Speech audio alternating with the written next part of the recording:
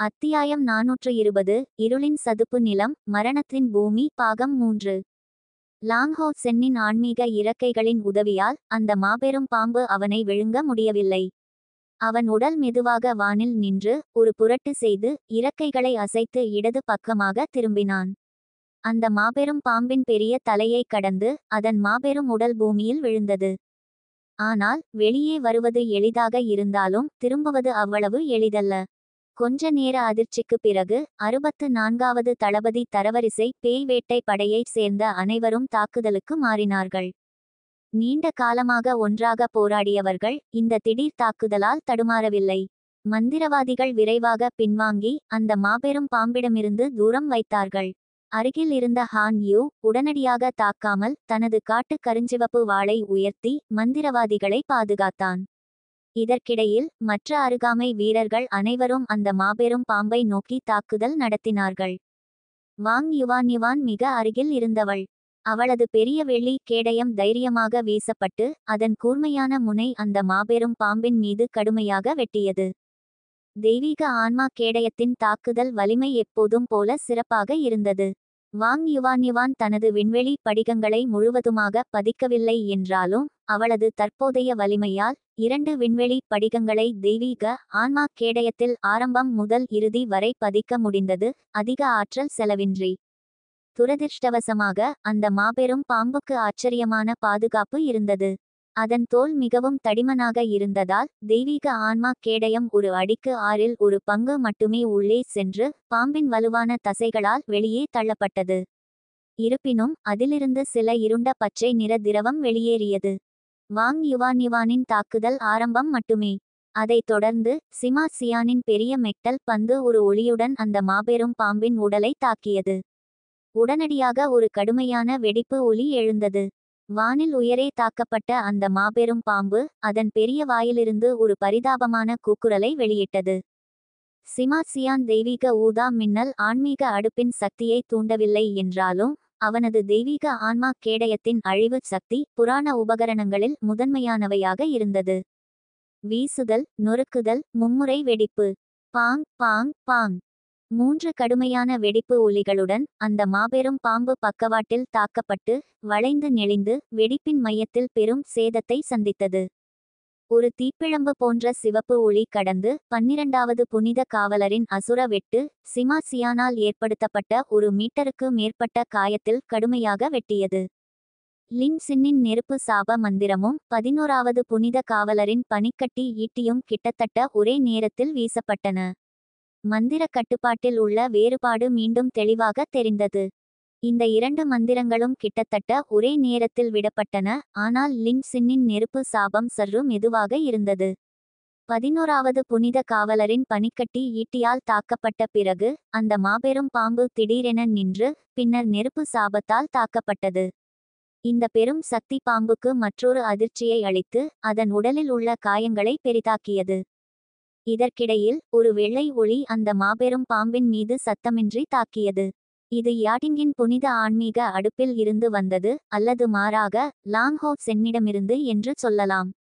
அந்த மாபெரும் பாம்பின் கொலை உணர்வு முழுவதும் லாங்ஹோ சென்னை மட்டுமே இலக்காக கொண்டது. இந்த நேரத்தில் ஒரு கம்பீரமான குரல் திடீரென கேட்டது, நீ மரணத்தை தேடுகிறாய். உடனடியாக அனைவரின் முதுகிலும் ஒரு குளிர்ச்சி பரவியது. அந்த பயங்கரமான கொலை உணர்வு விஷ சதுப்பு வாயுவை விரைவாக விரட்டியது, பயத்தில் பின்வாங்குவது போல ஒரு பளபளப்பான சாம்பல் ஒளியுடன். விழுந்து கொண்டிருந்த அந்த மாபெரும் பாம்பு திடீரென நின்றது. பின்னர் ஒரு மெல்லிய உடைவு ஒலி காற்றில் கேட்டது. அதைத் தொடர்ந்து இருண்ட பச்சை திரவம் எல்லா திசைகளிலும் பீச்சியது. அந்த தடிமனான பாம்பு நடுவில் 2ஆக வெட்டப்பட்டது. உண்மையில் அனைவரும் தாக்கிய போதும் அதன் உடல் காயமடைந்தது மட்டுமே. இந்த செயல்பாட்டில் அந்த மாபெரும் பாம்பின் ஆச்சரியமான பாதுகாப்பை அனைவரும் உணர்ந்தார்கள். ஆனால் இப்போது அது தைரியமாக 2ஆக வெட்டப்பட்டது. இதற்கு எவ்வளவு பயங்கரமான தாக்குதல் தேவைப்பட்டிருக்கும். எப்போதோ கையேரின் கண்கள் குளிர்ச்சியால் நிரம்பியிருந்தன. அவளது நினைவு இழப்புக்கு முன்பு இருந்தது போலவே அவளது கையில் மரணத்தின் கடவுளின் அறிவாள் தோன்றியது, மரணத்தின் கடவுளின் சாரத்துடன் ஒன்றாக இருப்பது போல. அங்கு இருந்த அனைவருக்கும் ஒரு பயங்கரமான மன அழுத்தம் ஏற்பட்டது, காற்றில் ஒரு தீவிர குளிர்ச்சியை உணர்ந்தார்கள். கையரை அவர்கள் பாதுகாத்து வந்ததை எவரும் எதிர்பார்க்கவில்லை. ஆனால் இந்த நேரத்தில் அவள் வெடித்தெழுவாள் என்று. இந்த நேரத்தில் ஒரு பிரகாசமான தங்க நிற தடுப்பு ஒளிர்ந்து அனைவரையும் உள்ளடக்கியது. பாம்பின் ரத்தம் தெறித்தது. ஹான் யுவின் புனித மேலுறையின் உதவியால் தடுக்கப்பட்டது. நிச்சயமாக இதையெல்லாம் லாங் ஹோப் சென் பார்த்தான். அவன் இதயம் உடனடியாக பெரும் மகிழ்ச்சியால் நிரம்பியது. கையேர் குணமடைந்து விட்டாளா? ஆனால் அடுத்த கணத்தில் அவனால் இந்த எண்ணங்களை தொடர முடியவில்லை. அந்த மாபெரும் பாம்பு இரண்டாக வெட்டப்பட்டிருந்தாலும் அதன் தாக்குதல் நிற்கவில்லை.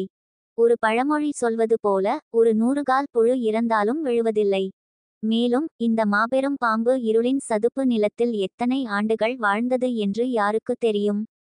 வெட்டப்பட்டு மரணத்தின் கடவுளின் அறிவாளில் இருந்து வெளியான பயங்கரமான கொலை உணர்வால் பாதிக்கப்பட்டு அதன் உடல் மோசமாக சேதமடைந்தது. ஆனால் இது அதன் உயிரை பறிக்க போதுமானதாக இல்லை. உண்மையில் சதுப்பு நிலத்தில் இருக்கும் வரை இந்த மிருகத்திற்கு காலம் கொடுத்தால் மீண்டு வரும் வாய்ப்பு இருந்தது. ஆனால் புனித ஆன்மீக அடுப்பின் விளைவுகளால் அது லாங் ஹோப் சென்னை மட்டுமே இலக்காக கொள்ள முடிந்தது. இந்த மனிதனை நோக்கி அந்த பாம்பு கடுமையான வெறுப்பால் நிரம்பியிருந்தது. கடுமையாக தனது பெரிய வாயை திறந்து ஒரு இருண்ட பச்சை நிற பந்து லாங் ஹோப் சென்னை நோக்கி பறந்தது. இந்த ஒளிப்பந்து வெளியான உடனே லாங் ஹோப் சென்னுக்கு பெரும் ஆபத்து உணரப்பட்டது. அவன் கையில் இருந்த பிரகாசமான புனித கேடயம் உடனடியாக நகர்ந்து புனித கேடய நுட்பத்தையும் கேடய சுவரையும் தொடங்கியது.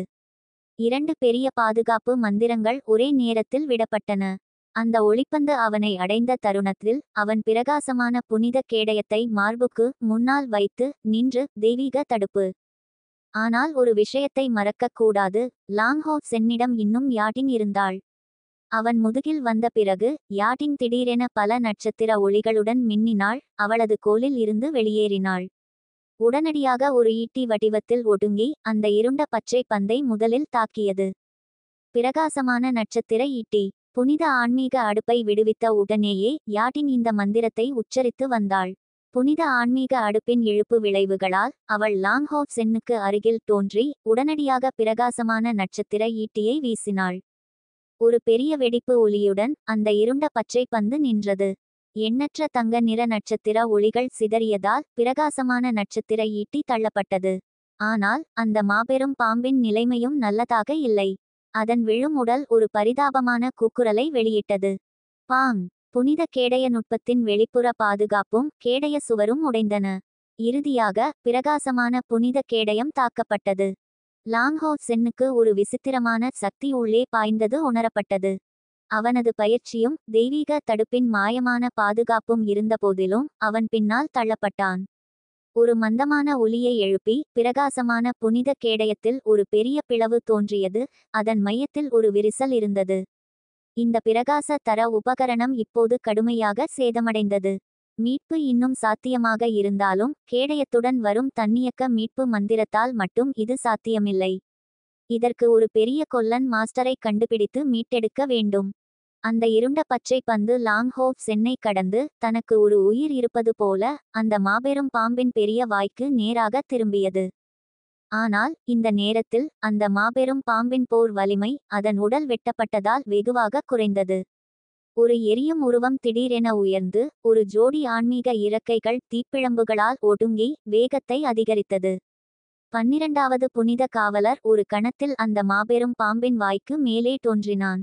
உடனடியாக அவன் கையில் இருந்த கத்தி அசுர ஒளியுடன் வெடித்து இந்த முறை அசுர தாக்குதலாக மாறியது. அது அந்த இருண்ட பச்சை ஒளியை இலக்காக கொண்டது. 11வது மற்றும் 12வது புனித காவலர்கள் மிகச்சரியாக இணைந்து செயல்பட்டார்கள். ஒரு பெரிய பனிக்கட்டி பந்து தொடர்ந்து கிட்டத்தட்ட சரியான ஒரு வளைவு பாதையை பின்பற்றி அந்த பாம்பின் வாயில் துல்லியமாக இறங்கியது. மற்றவர்கள் நிச்சயமாக சும்மா இருக்கவில்லை. இந்த குறுகிய நேரத்தில் வாங் யுவான் தனது தெய்வீக ஆன்மா கேடயத்தில் மற்றொரு 2 விண்வெளி படிகங்களைச் சேர்த்தாள். இந்த 2 காவலர்கள் என்ன செய்கிறார்கள் என்பதை அவளால் புரிந்து கொள்ள முடிந்தது. அந்த பாம்பு அந்த இருண்ட தங்க பந்தை மீண்டும் விழுங்க விடமாட்டாள். எனவே அவளது விண்வெளி பிளவு வெட்டு பாம்பின் கன்னத்தின் பக்கவாட்டில் இலக்காக அமைந்தது. சிமா சியான் மற்றும் லின் சின்னின் தாக்குதல்களும் பின்னால் இருந்து வந்தன. நெருப்பு சாபம் மீண்டும் தோன்றி பாம்பின் உடைந்த பகுதியில் இருந்து உள்ளே நுழைந்தது. சியானின் பெரிய ஒளி பந்து நெருக்கமாக பின்தொடர்ந்து அதில் ஒரு ஊதா மின்னல் ஒளி இருந்தது. உண்மையில் இந்த நேரத்தில் லாங் ஹோ சென் மற்றும் அவனது தோழர்களுக்கு ஒரு மன்னர் தரவரிசை பேய் வேட்டை படையின் உண்மையான வலிமை இருந்தது. முழு சக்தியுடன் ஒரு ஒருங்கிணைந்த தாக்குதலில் ஹான் யூ மற்றும் சென் யிங்கர் தவிர மற்றவர்கள் அனைவரும் முழு முயற்சியுடன் தாக்குதல்களை வெளியிட்டார்கள். இதன் விளைவாக ஏற்பட்ட அழிவு சக்தி ஒருவர் கற்பனை செய்யக்கூடியது. முக்கியமான புள்ளி அவர்களின் மிகச் சிறந்த பரஸ்பர புரிதல். அவர்களின் வலிமைகள் ஒரு சாதாரண கூட்டல் போல இல்லாமல் அதை விட பெரிய அளவில் ஒருங்கிணைந்தன. 12வது புனித காவலரின் அசுர தாக்குதலும் அந்த இருண்ட பச்சை பந்தும் கடுமையாக மோதின. அந்த இருண்ட பந்து 10 மீட்டருக்கு மேல் பறந்தது. ஆனால் அவன் தள்ளப்படும் சக்தியால் பின்னால் தாக்கப்பட்டு நேராக நிற்பதற்கு கஷ்டப்பட்டான்.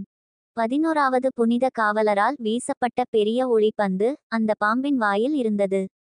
வானத்தை நோக்கி வாயை திறந்த ஒரு உயிரினம் முள் நிறைந்த ஒரு பெரிய பனிக்கட்டி பந்தை விழுங்கும்போது எப்படி உணரும் என்பதை ஒருவர் கற்பனை செய்யலாம். இந்த நேரத்தில் வாங் யுவானின் விண்வெளி பிளவு வெட்டு மற்றும் லின் சின் மற்றும் சியானின் பின்னால் இருந்து வந்த தாக்குதல்கள் அந்த மாபெரும் பாம்பை அடைந்தன. விண்வெளி பிளவு வெட்டின் விளைவுகளால் அந்த மாபெரும் பாம்பின் முழு உடலும் தெறித்தது. இயற்கையாகவே அது அந்த இருண்ட பச்சை ஒளி பந்தை மீண்டும் விழுங்க முடியவில்லை. பின்னர் ஒரு பெரிய வெடிப்பு ஒலியுடன் அதன் உடலில் மற்றொரு 3 மீட்டர் நீள பகுதி வெட்டப்பட்டு கருகி கருப்பாக மாறியது. அதன் பெரிய உடல் துடித்து இறுதியாக சதுப்பு நிலத்தில் விழுந்தது. ஆனால் சதுப்பு நிலம் ஈரமாகவோ சேராகவோ மாறவில்லை. மாறாக பனி கட்டிய ஒரு கடினமான நிலமாக மாறியது.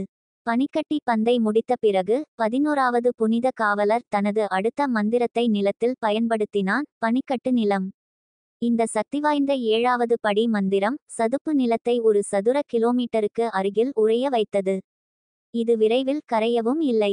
இந்த மந்திரத்தை விடுவித்த பிறகு 11வது புனித காவலர் இறுதியாக களைப்பாகத் தோன்றினான்.